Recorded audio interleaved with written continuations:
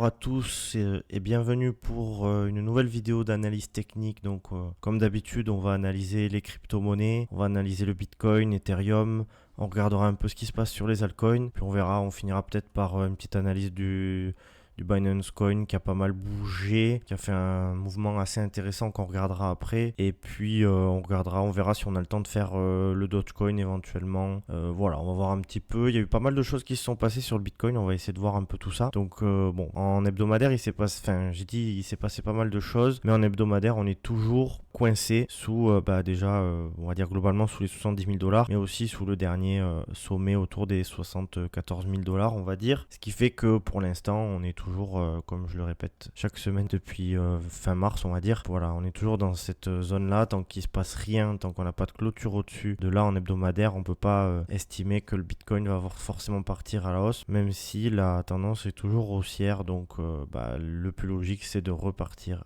et de continuer. On sait jamais si ici c'est de la distribution et qu'on fait ce genre de choses, ce sera peut-être pas positif, ça c'est sûr. Enfin, ce sera pas positif, c'est certain. Maintenant, pour l'instant, il n'y a pas de catastrophe, il n'y a rien de négatif pour l'instant dans ce qui se passe. Au contraire, je dirais. Au contraire, donc on va essayer de voir un petit peu ce qui se passe en journalier. Pour ça, je repars un petit peu sur ce graphique-là. Donc, comme on a vu, tendance haussière, ça c'est clair et net, il n'y a pas de problème. Tendance haussière sur le Bitcoin et puis range depuis donc mi-mars. Depuis mi-mars, on fait un range, hop, comme ceci, avec une légère petite déviation en dessous qui a permis juste de venir taper l'indicateur Trendix. Donc voilà, pour l'instant, tout se passe à peu près comme prévu. La logique, les probabilités veulent qu'on reparte au-dessus du dernier ATH. Et donc pour ça, qu'est-ce qu'il faut ? Déjà, c'est clair et net, il faut conserver ce support, mais là actuellement on a des creux et des sommets ascendants comme on peut le voir ici. Donc moi, mon objectif, c'est maintenant d'avoir un nouveau sommet au-dessus du dernier sommet à 72 000 $ pour pouvoir continuer encore continuer sur cette dynamique. Parce que là, en gros, pour l'instant, on a un range, poupée russe, un range, tac, tac, tac, dans un autre range qui est ici, tac, tac, tac. Donc on peut très bien faire ça et revenir en bas, ou alors peut-être qu'on peut revenir en haut et partir et s'envoler enfin au-dessus des 74 000 $, parce que là, il y en a un peu marre de ce range qui dure aussi longtemps. J'aimerais bien avoir une petite réaction acheteuse, vraiment un peu une belle bougie de cassure, et puis derrière, on repart pas en dessous, quoi. Il faut vraiment qu'au maximum, on s'appuie ici et on repart. Voilà, je voudrais pas de réintégration parce que ça, ce serait quand même plutôt négatif. Donc voilà pour le Bitcoin. Moi, mon objectif, c'est maintenant de conserver à peu près les 66 000 $, on va dire. On a une belle réaction ici. Maintenant, moi, je veux conserver les 66 000 $. Donc après, pour Bitcoin, c'est à peu près tout. De toute façon, il n'y a pas grand chose d'autre à dire. Mince, là je repars sur Bitcoin alors que je vais vous montrer Ethereum. Ethereum, comme j'avais expliqué la semaine dernière, qui a réussi à clôturer au-dessus de cette zone de résistance. Donc pour moi, c'est plutôt bullish, jusqu'à preuve du contraire. Maintenant, c'est bullish, on peut revenir dans cette zone, ici qui est pour moi une zone de demande. On peut revenir dans cette zone et repartir à la hausse. Maintenant, c'est pas une obligation. Le cours fait absolument ce qu'il veut. S'il y a assez de demandes ici, il n'y a pas forcément besoin. Mais dans tous les cas, l'objectif, comme vous le savez depuis plusieurs semaines, je le répète, c'est une clôture au-dessus de ce dernier plus haut, autour des 4100 $, on va dire. Donc là, clôture au-dessus, ce serait très très positif. Je pense qu'on irait chercher derrière un ATH. Voilà, moi c'est très positif tant que concrètement, on conserve cette zone ici en tant que zone de demande. Donc on revient à l'intérieur, au pire, on remonte.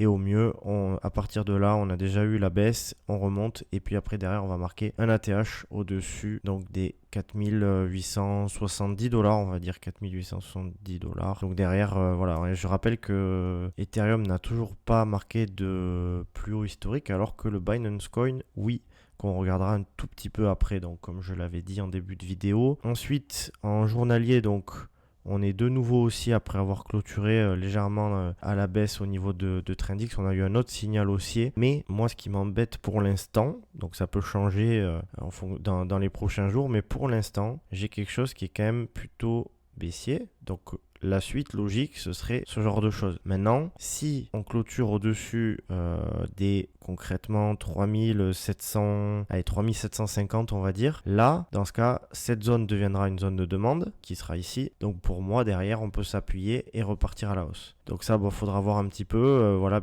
Ethereum qui reste quand même moins fort que le Bitcoin, hein, malgré les spéculations, on va dire, autour des ETF. Pour l'instant, Ethereum n'est toujours pas plus fort que le Bitcoin, mais si on commence à développer au-dessus de ces 3750 à peu près, là pour le coup, à mon avis, on va chercher le dernier plus haut, 4100$, et puis derrière on peut espérer donc l'ATH. Comme je le disais, en hebdomadaire, on le voit un peu mieux. Sinon, voilà, comme je disais, un retour 3200$ totalement possible, hein, jusqu'au 2800$. Bon, on va espérer que le Bitcoin sorte de son range. En sortant de son range, forcément, il y a 95% de probabilité pour que Ethereum casse aussi à la hausse. Enfin voilà, en ce moment les altcoins suivent le Bitcoin, hein, donc là-dessus il n'y aura pas trop de surprises a priori. Après je voulais vous montrer vite fait les altcoins. Donc les altcoins, comme on regarde un petit peu chaque semaine, au niveau des altcoins, voilà, moi mon objectif c'est le retour au-dessus des 1270 milliards de dollars. Pour l'instant, moi j'ai eu une belle réaction. Vous voyez, la zone de demande dont je parle sur Ethereum, dont je parlais sur Ethereum ici, voilà. Je sais pas si on va y revenir, mais elle est intéressante. Et là, en fait, qu'est-ce que je vous montre? Je vous montre cette quasiment même zone de demande, mais là, cette fois-ci, qui a été touchée, parce qu'en fait, tout simplement, ici, là, il y a les altcoins aussi sur ce graphique. Donc forcément, les altcoins sont un peu moins solides qu'Ethereum. Donc dès qu'ils baissent, ils ont tendance à baisser un peu plus fortement. Donc ils sont revenus dans cette fameuse zone de demande ici. Donc moi, tant qu'on conserve cette zone de demande, c'est plutôt haussier. Et on voit que pour l'instant, les acheteurs font le taf ici. Donc c'est assez intéressant. Je pense que d'ici quelques jours, quelques semaines, je pense qu'on peut éventuellement évoluer au-dessus donc de ce dernier plus haut, et puis derrière aller chercher l'ATH dans les semaines, mois à venir, j'en sais rien combien de temps. Tant qu'on ne connaît pas ce genre de mouvement, hop, un mouvement comme ça, un mouvement comme ça, un mouvement comme ça, là ce serait pas forcément positif, faudrait après derrière reconstruire des creux et des sommets ascendants. Donc voilà, pour l'instant il n'y a pas à s'affoler, on est sur ce genre de choses, donc il n'y a pas de souci. Comme je disais, je voulais revenir vite fait sur le Binance Coin, hein. Donc le Binance Coin, je vais montrer en hebdomadaire, parce qu'en hebdomadaire, bon, c'est ultra haussier. Enfin, il y a là franchement, si j'aimerais bien avoir une clôture au-dessus des 690$ en hebdomadaire, mais pour l'instant, c'est ultra haussier, hein. Clôturer au-dessus du dernier plus haut ici, très proche de l'ATH, pour moi c'est très haussier. Donc là il n'y a pas de souci, tant qu'on conserve les 495$. Bon, il y a de la volatilité, mais c'est comme ça. Donc il y a à peu près 22-23%. Donc on voit plus, comme je vous disais, on le voit plus en journalier, pardon. Donc là en journalier, on voit bien qu'il y a eu donc cassure de la trendline baissière. Hop, on a eu une petite période de contraction, donc avec des creux ascendants et puis des sommets descendants. Hop, tac, tac, tac. Et puis derrière, en fait, qu'est-ce qui s'est passé? Derrière, il y a eu cassure de la période de contraction. Ici, il y a eu cassure de la période de contraction. On est revenu s'appuyer sur cette zone de demande qui est ici. Et derrière, en fait, j'ai envie de dire tout simplement, les acheteurs ont défendu cette zone de manière totalement logique. Et derrière, on est allé chercher l'ATH. Donc, je vous le disais, Binance Coin, ATH, qui n'est pas le cas de beaucoup d'altcoins et dont Ethereum, hein, qui je rappelle, bien sûr, la deuxième capitalisation des crypto-monnaies. Binance Coin, dont je vous parlais ici, hein, j'aime bien le répéter quand même, parce que voilà, c'était en décembre qu'il fallait vraiment se positionner à mon sens, parce que maintenant le cours a fait presque 200%, c'est assez énorme. Ça veut pas dire qu'il va pas continuer de grimper, hein, je le dis, il est pour moi toujours haussier. Maintenant, il faut pas s'attendre à un retour sur investissement aussi important. Donc voilà. Donc où est-ce qu'on en est sur le Binance Coin? On en est sur cette zone de demande.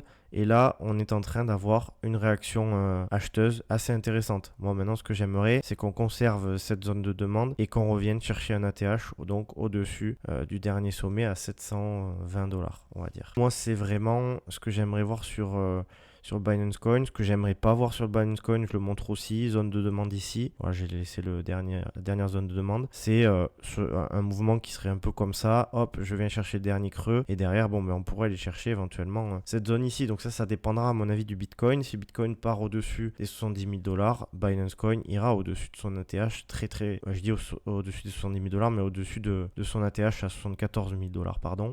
Alors que le Binance Coin, lui, ira forcément, on aura très grande probabilité de revenir au-dessus des 720$. Voilà. Voilà à peu près pour la situation du Binance Coin. Je fais un léger petit tour sur Dogecoin qui est pas très haussier. Enfin si, il est toujours haussier, il n'y a pas de problème. Ça fait plusieurs mois qu'il est haussier, donc ça, il n'y a aucun souci. C'est pas ça que je veux dire. Et d'ailleurs, j'avais aussi dit sur Substack qu'il était intéressant de commencer à s'intéresser au Dogecoin vers ici, je pense. Je crois que c'était vers là. Et là, en fait, qu'est-ce qui se passe? On est toujours dans une zone qui, pour moi, est une zone de demande. Hein. Juste que, forcément, c'est un peu moins bullish que le Binance Coin à l'instant T. Hein. Ça veut pas dire que ça fera pas une meilleure performance pendant le bull run. Hein. Dogecoin est totalement capable de faire mieux que le Binance Coin. Mais déjà, dans un premier temps, j'aimerais bien qu'on reprenne ce niveau. Donc, qu'on reparte ici, tac, tac, tac, et qu'on revienne casser ces derniers plus hauts. Voilà.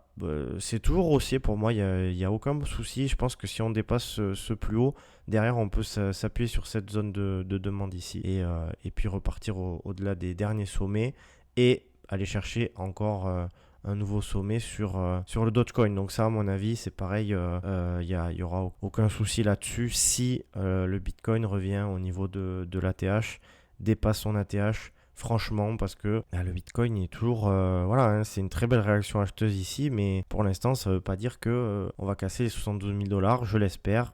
Je pense qu'à un moment donné, au bout de 90 jours, on a un range qui est mature. Ouais, on est à 90, 91 jours. Donc pour moi, c'est un range qui est totalement mature et j'aimerais éviter qu'on repasse en dessous de ce niveau parce que là, on serait reparti pour un tour, ce qui serait un peu embêtant. Alors qu'ici, tac, si on commence à casser ici, là, ce serait vraiment très très positif pour moi. Donc voilà pour la situation des crypto-monnaies. Hein. De toute façon, il n'y a pas plus à dire puisque pour l'instant, on est encore dans le range au niveau du Bitcoin et des altcoins.